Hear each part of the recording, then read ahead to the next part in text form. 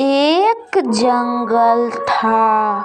उस जंगल में एक दांत वाली बेलचट चुड़ैल रहा करती थी। वो चुड़ैल कुर्ती और प्लाजो पहन के इधर-उधर घूम रही होती है। वो मन ही मन सोचती है कि ये जंगल पे तो सिर्फ मेरा ही राज है।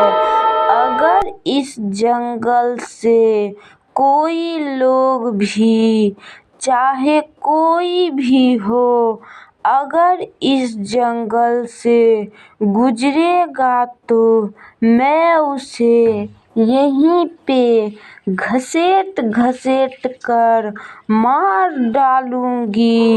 ये जंगल तो सिर्फ मेरा ही है, ना कि दूसरे का। तभी वो चुड़ैल को रहा नहीं जा रहा था तो वो कहने लगती है, जिसको हिम्मत है वो आओ इस जंगल में, मेरे सामने आओ और मेरे सामने तुम लोग बोल के दिखाओ अगर हिम्मत है तो वो चुड़ैल घूमने लगती है। घूमते घूमते दूसरे जंगल में आ जाती है। तभी वो पाती है कि एक खूबसूरत लड़की लाल साड़ी में जा रही होती है। वो चुड़ैल वहीं बैठकर देखने लगती है कि वो लड़की आखिर क्या क्या करती है।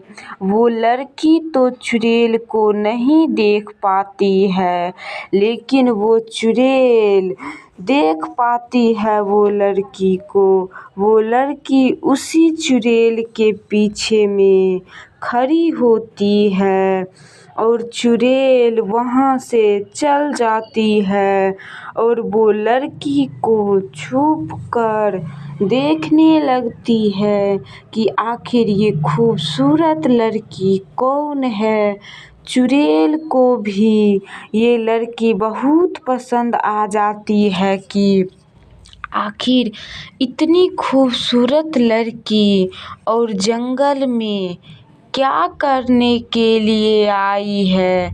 तो वो लड़की आकर कहने लगती है, अरे मैं तो ये रास्ता भटक गई हूँ, हमको तो वो रास्ता के तरफ जाना था, पता नहीं ये रास्ते पे मैं कैसे चली आई हूँ। हमको तो कुछ समझ में नहीं आ रही है कि मैं अब कहाँ जाऊँ।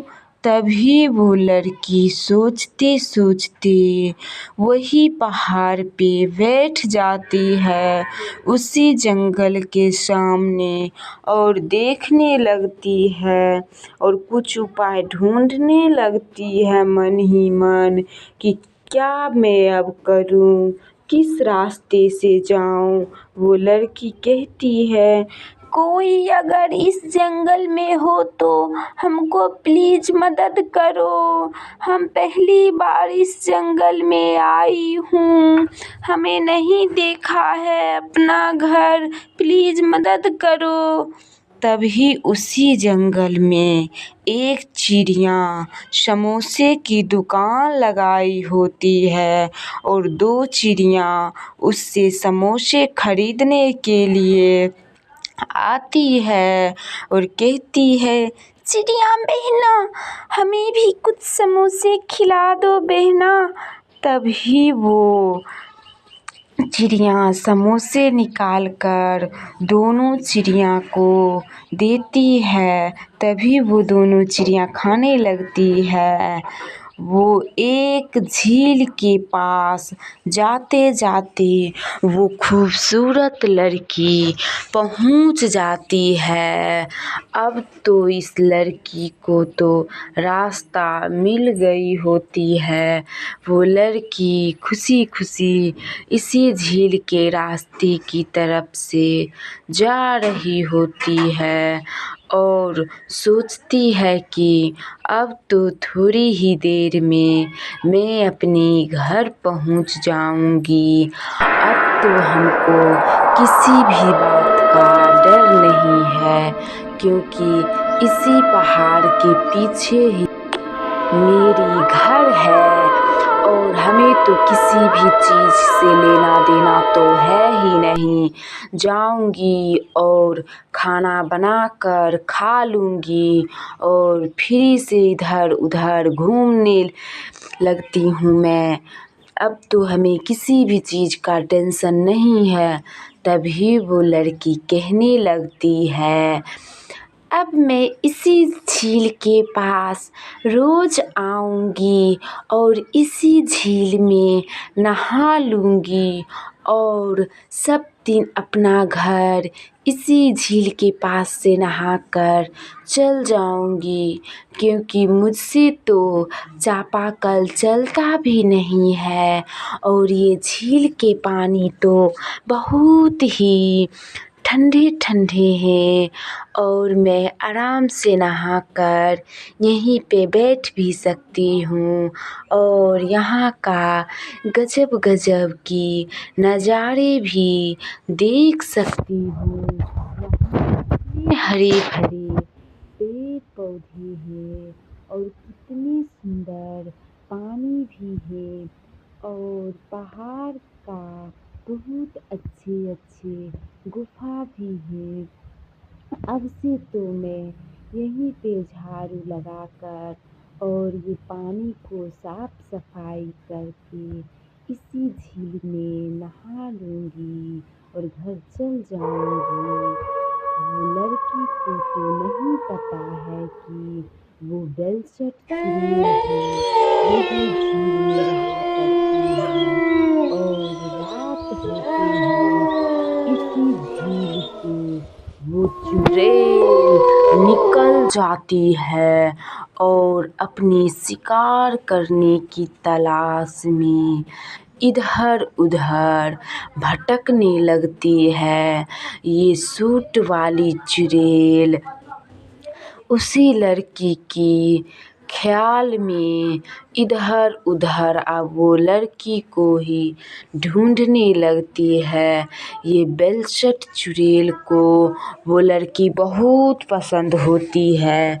ये चुड़ैल मन ही मन सोचने लगती है कि अगर वो लड़की हमको मिल जाएगी तो वो लड़की को तो मैं कभी भी नहीं मारूंगी। वो चुड़ैल कहने लगती है, तुम कहाँ हो इतनी खूबसूरत लड़की, मेरे सामने आओ, मैं तुमको बहुत मानूंगी। मैं खूबसूरत लड़की को नहीं मारती हूँ, क्योंकि हमको खूबसूरत लड़की से बहुत प्यार है और तुम तो हमको लगती हो कि ये दुनिया में सबसे खूबसूरत लड़की तुम ही हो, जो जिनके इतने बड़े बड़े आँख हैं, खूबसूरत चेहरे हैं और वो खूबसूरत लड़की जंगल की तरफ आती है। मैं ऐसा होने कभी भी नहीं दूंगी। मैं उस लड़की के लिए एक घर बना दूंगी। अगर वो लड़की मेरे सामने आ जाएगी तो मैं वो लड़की को रंग बिरंगी चीज़ खाने को दूंगी। अगर वो लड़की मेरे चेहरे देखकर डर जाएगी तो मैं उसे कुछ भी नहीं करूंगी और मैं अपनी सारी बात कैसी लगी ये चुड़ैल की कहानी। आप लोगों को अगर चाहते हैं कि मैं सिर्फ चुड़ैल का ही कहानियाँ देख पाऊँ तो मेरे चैनल पे जाके रंग बिरंगी चुड़ैल की कहानियाँ देख सकते हैं।